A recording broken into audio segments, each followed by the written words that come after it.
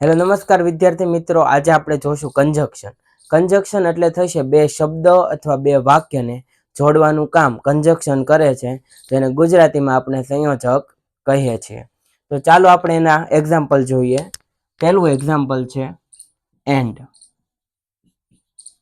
And એટલે થશે અને. આનું આપણે ઉદાહરણ જોશું, જેમ કે Ram and Raj go to school. એટલે આનું ગુજરાતી એમ થશે કે રામ અને રાજ બંને નિશાળે જાય છે.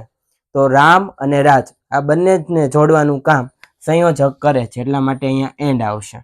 ત્યારબાદ બીજું એક્ઝામ્પલ છે ઓર. બીજું કંજક્શન છે ઓર. ઓર એટલે થશે અથવા.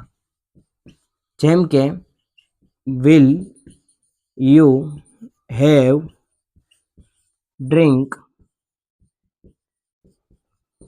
T or coffee. Will you have drink tea or coffee. તમે ચા પીશો કે કોફી. આ બંનેને આપણે જોઈએ તો આમાં કંજક્શન આવશે ઓર. ત્યારબાદ બીકોઝ. બીકોઝનું ગુજરાતી થશે કારણ કે.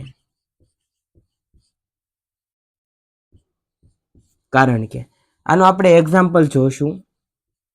આઈ એમ.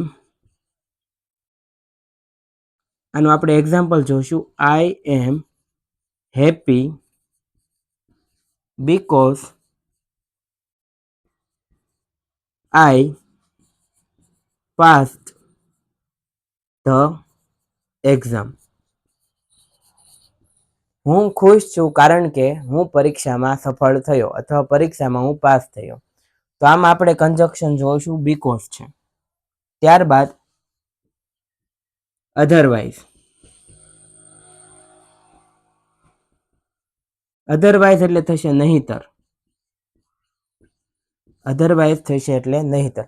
આનું આપણે ઉદાહરણ જોશું.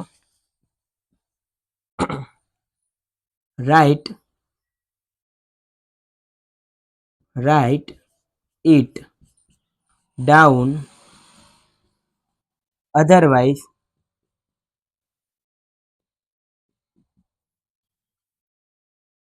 યુ